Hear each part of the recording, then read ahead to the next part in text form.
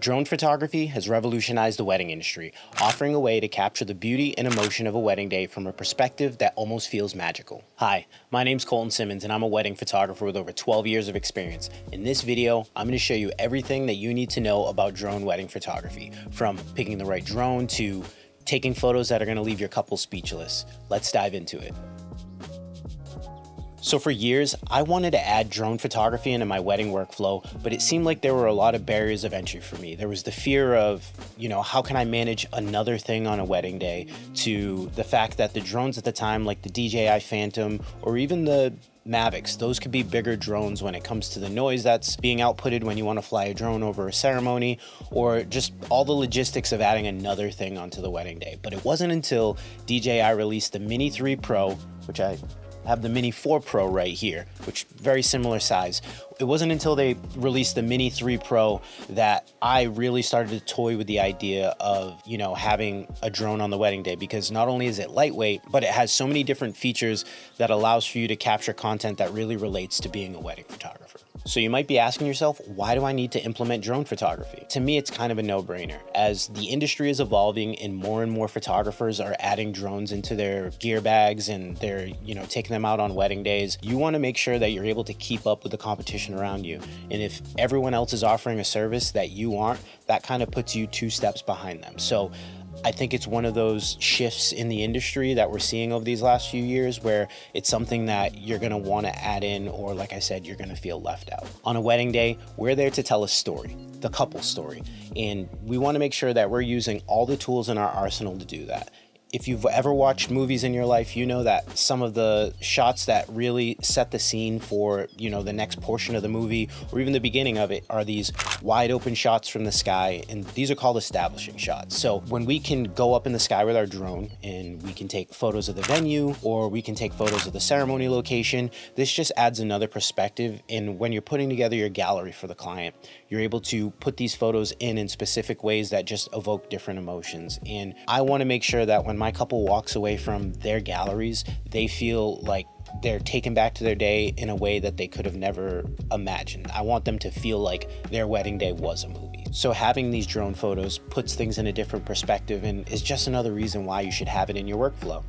Hey, I just wanted to take a second to ask, if you're enjoying this video, please leave a like, comment down below, subscribe. All these things help me get these videos out to photographers just like you who are looking for help in growing their business. Also, if you're struggling with your website right now and getting the traction that you'd like, I have a guide down below that'll help you with blogging and help you figure out the ways and use the tactics that I've used to help myself rank #1 in my area for wedding photographers. So without further ado, let's get back to the video. As I've said earlier, in the last few years, DJI has really made steps to make it easier for wedding photographers to get into drone photography.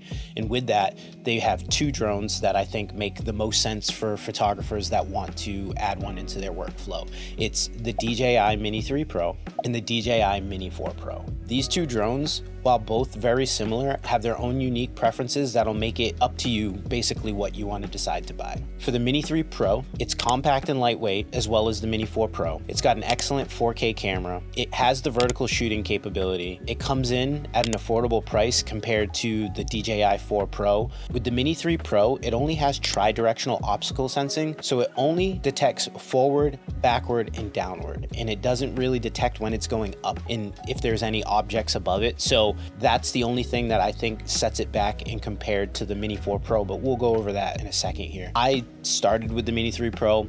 I love the Mini 3 Pro. I learned a lot about flying drones with the Mini 3 Pro, and I honestly only upgraded to the Mini 4 Pro because other photographers on my team needed another drone, and I figured I might as well get myself the Mini 4 Pro and allow for them to use the Mini 3.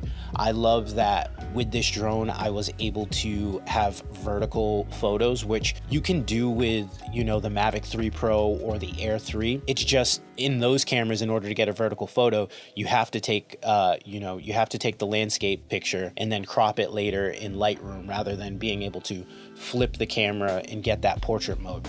Another great thing about that vertical camera is being able to get content for social media. It's worked wonders for me to be able to get to a venue early, throw the drone up in the air, fly around and get some shots of the venue, and then I have that footage to upload and say, office for the day, put that on Instagram, and it's just another layer of how we can set ourselves apart with marketing just by having this drone. So when it comes to the Mini 4 Pro, it's got enhanced omnidirectional obstacle sensing, which means this drone will detect if there's something around it at all times. So you may be thinking like, what's the big worry with this? If you're trying to get a drone up in the air before ceremony and maybe there's trees around the ceremony and you're trying to get it positioned right, if it's not detecting that there's a tree above it and you don't know how much give you have on that drone. I've had issues with the Mini 3 Pro where I've, in practice where I've hit a tree trying to go up, and with this drone it won't let you fly up into the tree. It'll stop you with the sensor. So having this drone, maybe if you're feeling worried about what's gonna happen to your drone on a wedding day, maybe it makes sense to have the higher price tag for you to get this drone. The only other things that the Mini 4 Pro has that the Mini 3 doesn't is that it's got a longer battery life and it's got an improved stability when it's windy. Like I said, this drone is geared more toward the beginner. Although the differences aren't too much between the Mini 3 Pro and the Mini 4 Pro, they'll help you in the long run. A few more differences that the Mini 4 Pro has in comparison to the Mini 3 is that it has 100 frames per second when it comes to shooting video. So you can slow down your footage and get really smooth slow down video if you want to use that for social media. It has the OcuSync 4.0 transmission system, which gives it a little bit more distance to be able to fly. It also has 2 gigabytes of internal storage. So you don't need an SD card in it to capture photos up to 2 gigabytes, but I always recommend for you to have your own SD storage just because you don't want to rely on the internal storage, and say the drone gets damaged for some reason, at least you can still kind of pop out your SD card and get your footage back. So the next thing that I want to talk to you guys about is something that I feel like is a huge misconception when it comes to drones that are under 250 grams. And when it comes to the Mini 3 Pro and the Mini 4 Pro, there are 2 drones that are sub 250 grams. And according to the FAA laws is that if a drone is under 250 grams, then you don't need a Part 107 license.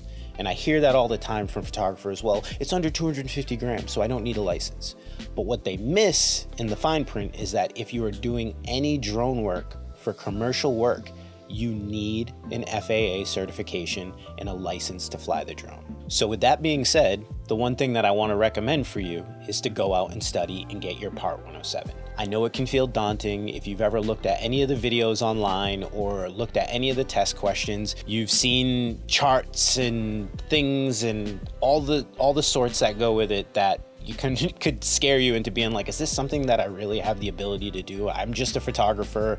I'm not, some aeronautic expert. So I would just say the best thing you can do, there's tons of courses. I will actually put some of those links down in the description for you to go look at some free videos, the course that I took to get mine and everything like that, because the last thing that you want to do is to offer drone photography to your couple. The couple comes to you and says, hey, my venue wants to see that you're FAA licensed and you don't have it, and you've already promised that you're going to be able to provide it. You don't want to have to go out and then pay somebody $300, $400, $500 to fly a drone on your wedding day just because you got kind of caught with your pants down. So go out, maybe during the off season, spend 2 weeks studying, take the test. Also, when you're going to fly, like when you're thinking of like the legal requirements, make sure that you're using apps like Before You Fly, and just making sure that the venue isn't fallen under any, flight restrictions. You should always be doing this and making sure that, there could be a special event in a place where normally you can fly,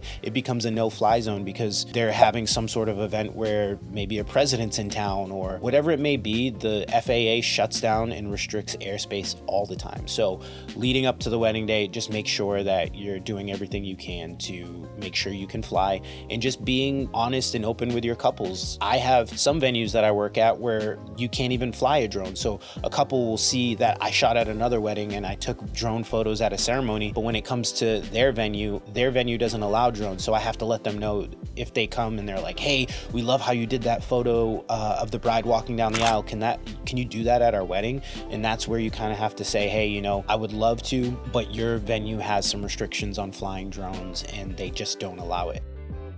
Now this leads me into the next section of the video where we talk about my wedding day workflow and how I get ready for a wedding day and how I get ready to fly the drone on a wedding day and how I actually, capture the photos that you've seen throughout this video. I always, like I said, I confirm with the venue, I make sure that they're okay and they're cool with me flying the drone. The next thing is obviously making sure that my gear is good. Just like we do with our cameras, we clean our lenses, we make sure our battery's charged. I make sure that I have enough space on my SD card for my drone. I make sure that my batteries are all charged up.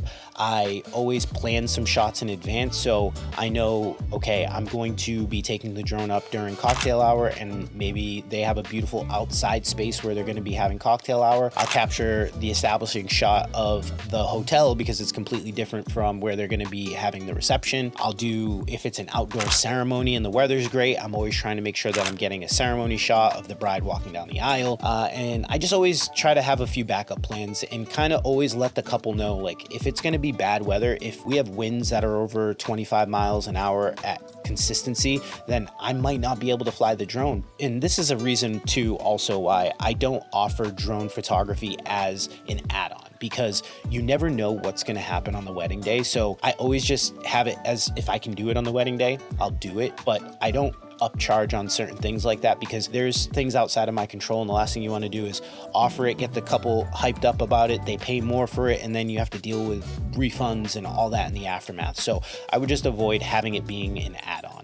Another thing that I like to think about before going into the wedding day is understanding the scope of the day and how much complexity there is. If I have me, a second shooter, and I feel like the task at hand is just too large for me to even be focused on taking a drone up because the couple has so many details during the reception or they didn't opt for a first look, so I need to be fully focused during cocktail hour on capturing all the portraits I might have before the ceremony, that might be a decision where I decide to hire on one of my other guys who's also certified in flying drone to fly the drone for me throughout the entirety of the day, because I just don't want to have to feel like I'm being pressured to get this but not have the opportunity to do it because there's just not enough time in the day for me. Now on a wedding day, there's quite a few different ways that I capture the ceremony portion of it, which I've had tons of questions of. Colton, I know you were the only photographer at that wedding that day. How did you capture the drone photos on the day of the wedding? And that just has come down to trial and error and figuring out what makes the most sense for me. So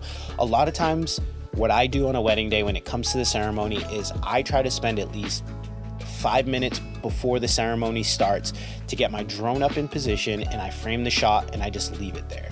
With how good the Mini 3 Pro and the Mini 4 Pro are, you don't really have to keep checking on it. Unless it's crazy wind, you get that drone into position and it's gonna stay there until you bring it back down. So I always frame up my shot and, decide depending on how the venue is, what maybe the backdrop is. If there's like a beautiful bridge in the background or mountains in the background, I'll position that drone so that I get an amazing view of the bride walking down the aisle, but also that background so that you can kind of see all that stuff, and it makes a huge full photo that's just not just that moment, but that moment within its surroundings. And then I'll just leave it there. And one thing that I added this last year is I've added this lanyard to my controller. So say I'm the only photographer on a wedding day, I've got the lanyard right here, the drone's in position, I'm not touching the sticks, it's not moving, and as the bride's coming down the aisle, I have my camera in my hand and I'm taking pictures of her coming down, and in my other hand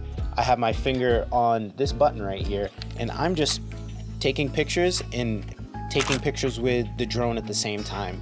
And that allows for me to be able to not have to rely on anyone else. With the Part 107 certification, you can be the pilot in charge. So you could have your second shooter capturing photos as long as they're working under the rules. In the Part 107, you can read it all. I'm not going to go into the minutiae here, but you can read how you can be the pilot in charge and have somebody else underneath you capturing stuff. So if I don't want to be doing that and the bride doesn't have like this, shot list of things that she wants from behind the ceremony in terms of her coming down the aisle, which I usually like to do, then I'll have my second shooter help me out with that. Other than that, this lanyard situation has been the best for me to be able to capture those photos on a wedding day. So now I want to go over some tips on capturing some amazing aerial photos. When it comes to your drone, it's not just, this flying device in the air, it is also a camera. So you want to make sure that you're shooting in manual with your drone. With the Mini 3 Pro and the Mini 4 Pro, it has a fixed aperture. So it's not like the higher end Mavics or Airs where you can adjust the aperture depending on what the camera allows for. So you're really stuck with working with ISO and shutter speed. So with these drones, the sensors aren't amazing. They do take some great photos, but you don't want to push the ISO too much because you're going to start to see a lot of grain in your photos. The photos are going to be coming out really pixelated. So I always say try to stay as low ISO as possible and just really work with your shutter speed on things. As you get closer to sunset, I wouldn't push this any higher than 600 ISO. So just make sure you're paying attention to the time of day and how much available light you have, because as soon as you start losing that available light, the quality on the photos is going to start dropping significantly. I would also think about when you're taking photos, it can feel natural to be just moving the drone and taking pictures. Make sure you keep the drone stationary, because with anything, you're going to get motion blur. And even if you have a 1500 shutter speed, you're still going to be dealing with motion. So make sure you stop, frame the shot, and get the photo. Another tip that I found to be really helpful is making sure that you get a polarizing filter for your drone. Freewell has a set of these that I've been using over the years, and they're great. The kit that I get has a set of neutral density filters in it, which allows for you to film video regardless of the time of day and to make sure you still get that smooth motion blur when it comes to capturing video. But for the sake of photo, this has been great for me to capture everything that I've needed. And the reason why I like the polarizing filter is because it doesn't give you that glossy coat on water when you're shooting. It allows for it to kind of give you that view inside the water, and it makes water and glass look a lot better when you're photographing with the polarizer. So I'd recommend one of those. Another tip with taking photos is making sure you're playing with the angles as you're taking the photos. Don't just always shoot everything top down or from a very natural view. Maybe take the drone off at an angle and point the camera down so that you're shooting things from a diagonal rather than straight on, or just keep moving your drone around during ceremony and see if you're seeing something different. I always try to position the drone in a different place every time I do the ceremony, rather than shooting from behind the ceremony as everyone's walking up the aisle. Maybe I'll position the drone on the opposite side of the altar, shooting down the aisle and getting everyone as they walk towards the drone. Or maybe I'll take the drone above the aisle and capture a very cool top-down view of the ceremony. That's really great. When the bride's walking down the aisle, you can see the full length. If she has a long dress, that's a really cool way to do things. When it comes to portraits of the couple, I just try to think outside the box. If there's this huge field on the venue, having the couple laying in the grass and just getting them alone, that moment can just seem so quiet and evoke this emotion of it's their special day and there's no one else around and it's just them. And I think it's a really cool photo. Where I live, there's a lot of cliffs near venues, so getting couples out by the water on the cliffs or by a lighthouse and having the drone out over the water, capturing them on land, that's always a really cool way to do things. I mean, once you're able to kind of get your feet off the ground and to be able to take photos from the skies, there's so many different ways to capture amazing photos. And I just want to be able to give you that opportunity to take a look at some of my favorite drone photos that I've taken before we get into a little bit more information here.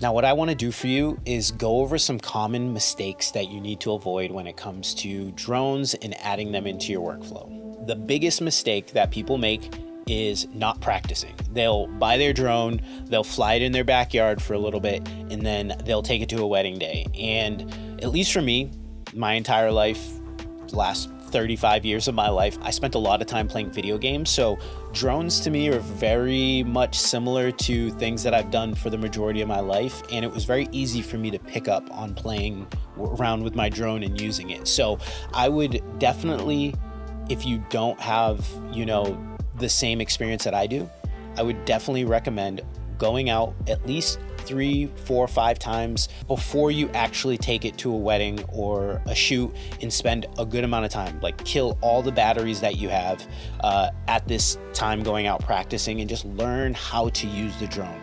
I always recommend, and I know this sounds crazy, going out to a big body of water or a big field. The reason why a big body of water makes sense is because most of the time the drone's not gonna go into the water. And the reason why I like a big body of water is because there tends to not be things out there that are gonna hit your drone out of the sky, unless obviously you live by a huge fishing port and there's tons of boats there. If you can get a lake with nothing on it and just fly your drone around, and when I say fly, whip it as fast as you can, get used to just putting it all over the place and moving it around, because if you can get comfortable and confident flying it at its fastest speeds and moving and maneuvering it, when it comes to a wedding day, there's not really a time where you're taking the drone and flying it over. Like, it's just not safe to even be doing that. So if you can be comfortable flying it fast and getting used to how to maneuver it on a wedding day, you'll be able to put it slowly up into the sky, put it into position, and not have to worry about it. The reason why I mentioned an open field as well, similar to the ocean, you can just kind of fly the drone over the field and, just make sure it's not like there's woods like 30 feet away from you. Make sure it's hundreds of feet of open field, and just do the same thing, fly it around, and just get used to flying it. Another mistake you're going to want to avoid is overusing your drone shots.